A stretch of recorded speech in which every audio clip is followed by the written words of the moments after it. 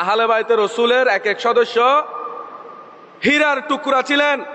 কারবালার প্রান্তরে ইমাম আলী মকাম সৈয়দুনা ইমামে হুসাইন রাদিয়াল্লাহু তাআলা একের পর এক আহলে বাইতে রসুলের সদস্যদেরকে বিসর্জন দিয়েছেন। কিন্তু আমরা দেখতেছি এক একজন আহলে বাইতে রসুলের সদস্য কিন্তু এক একজন রসুলে পাকের কলিজার টুকরা ছিলেন। জোরে বলেন না সুবহানাল্লাহ। এই জন্য শায়ের বলেছেন, সৈয়দন কর বালা মে ওয়াদে নিভা দিয়ে, সৈয়দন কর বালা মে ওয়াদে নিভা দিয়ে, दीन मुहम्मदी के दीन मुहम्मदी के गुलशन खिला दिए, सैयदन कर बाला में वादे निभा दिए। जुरे बोलो ना सुभान अल्लाह। बोले हुसैन मौला तेरी रजा की खातिर, बोले हुसैन मौला तेरी रजा की खातिर, एक एक करके मैंने एक एक करके मैंने हीरे लुटा दिए,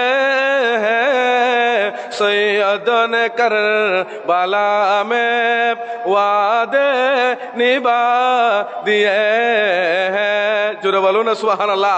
রহমতুল লিল আলামিন নবী জিনাদেরকে ফুল বলেছেন, রহমতুল লিল আলামিন নবী যাদেরকে সরদার বলেছেন, ওই সমস্ত আহলে বাইতে রসুলের সদস্য একের পর এক কারবালার ময়দানে শহীদ হয়েছেন একমাত্র আমরা গুনাহগার ইমানদারের ইমানকে হেফাজত করার জন্য। জোরে বলুন না সুবহানাল্লাহ। আপনারা কি আমার কথা বুঝতেছেন? আমি সময়ের দিকে লক্ষ্য রেখে একটু তাড়াহুড়া করে বলতেছি, বিস্তারিত বলার সুযোগ নাই। তো আহলে বাইতে রসুলের সদস্য কারবালার ময়দানে যখন উপস্থিত হয়েছিলেন, সেই দিন আসমানের ফেরেশতারা কারবালার দিকে দেখেছিলেন, জমিনের ফেরেশতারা কারবালার ময়দানের দিকে তাকিয়েছিলেন, এমনকি সমস্ত মখলুকাত কারবালার ময়দানের দিকে তাকিয়েছিলেন, আর সমস্ত আহলে বাইতে রসুল আমার নবীর দিকে তাকিয়েছিলেন। জুড়ে বলুন না সুবহানাল্লাহ। সমস্ত মখলুকাত আসমান জমিনের ফেরেশতারা আহলে বাইতে রসুলের সদস্যদের দিকে তাকিয়েছিলেন, আর সেই দিন আহলে বাইতে রসুলের সদস্যরা আমার নবীর দিকে তাকিয়েছিলেন। সেই দিন ইমাম জৈনুল আবেদিন সেই দৃশ্য দেখেছিলেন। ইমামে আলী আসগর, আলী আকবর ইনারা উপস্থিত ছিলেন। হযরতে ইমামে হুসাইন সেই কারবালার মর্মান্তিক পরিবেশ দেখে দুনিয়ার কাউকে বুঝাইতে পারে নাই। রহমতুল লিল আলামিন নবীকে বলেছিলেন, ইয়া রাসূলুল্লাহ আইন আনা যান, আজকে আপনার দ্বীনকে, আপনার মাযহাব মিল্লাতকে, আপনার রেখে যাওয়া আমানতকে কিয়ামত পর্যন্ত প্রতিষ্ঠা করার জন্য আমি ইমামে আলী মাকাম কারবালার ময়দানে উপস্থিত হয়েছি, আমার পরিবারের সদস্যরা উপস্থিত হয়েছে। ইয়া রাসূলুল্লাহ নানা যান, আজকে আমাদের এই অবস্থা দেখার মতো দুনিয়ায় কেউ নাই। আমি ইমামে হুসাইন সহ আহলে বাইতে রসুল আপনার পরিবার পরিজন আপনার প্রেমের মধ্যে জীবন দিচ্ছি। কাল কিয়ামতের ময়দানে আপনি রহমতুল লিল আলামিন নবী এই ঘটনা সাক্ষী থাকবেন। জুড়ে বলুন না সুবহানাল্লাহ। এজন্য সেই দিন ইমাম আলী মাকাম ইমাম হুসাইন রাদিয়াল্লাহু তাআলা সহ সমস্ত আহলে বাইতে রসুল রসুলে পাকের দিকে তাকিয়েছিলেন, আর সমস্ত সৃষ্টি জগৎ কারবালার ময়দানের দিকে তাকিয়েছিলেন। জুড়ে বলুন না সুবহানাল্লাহ।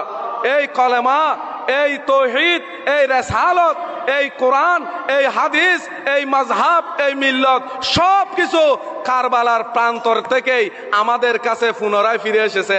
জুড়ে বলুন না সুবহানাল্লাহ। এজন্য একজন শায়ের বলেছেন, কলেমায়ে তাওহীদ হ্যায় তেরে শাহাদতে এ হুসাইন, কলেমায়ে তাওহীদ হ্যায় তেরে শাহাদতে এ হুসাইন, তু না হো তাপ তু না রহ যাব, তু না হো তাপ তু না রহ যাব, তি সদাকত এ হুসাইন, কলেমায়ে তাওহীদ হ্যায় তেরে শাহাদাতে হুসাইন। জোরে বলুন না সুবহানাল্লাহ। আরে ইমাম হাসানে করিমাইন কলেমার জন্য শহীদ হয়েছিলেন। কেন শহীদ হয়েছিলেন?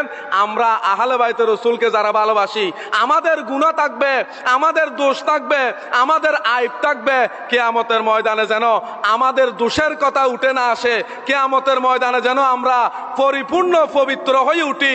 আহলে বাইতে রসুলের বদৌলতে আমাদের গুনাহটুকু আল্লাহ মাফ করে দিয়ে ফুত পবিত্র হিসেবে কিয়ামতের ময়দানে আমরা উঠব একমাত্র আহলে বাইতে রসুলের কোরবানির বিনিময়ে। জুড়ে বলুন না সুবহানাল্লাহ। আহলে বাইতে রসুল এই জন্য রক্ত দিয়েছিলেন যে আমাদেরকে জান্নাতি বানানোর জন্য, দ্বীন ও ইসলামকে প্রতিষ্ঠা করার জন্য। কোন ইসলাম? দ্বীন ইসলামের জন্য। আহলে বাইতে রসুল শহীদ হয়েছেন দ্বীন ইসলামের জন্য। এখন তো আমাদের দেশে অনেক ইসলাম আছে। তুমি কোন ইসলাম? বলতে আমি হেফাজত ইসলাম। তো তুমি কোন ইসলাম? আমি অমুক ইসলাম, আমি জামাত ইসলাম, আমি অমুক ইসলাম। কোন ইসলামের জন্য ইমাম হোসেন শহীদ হয় নাই। ইমাম হোসেন শহীদ হয়েছিলেন দ্বীন ইসলামের জন্য। জুড়ে বলুন না সুবহানাল্লাহ।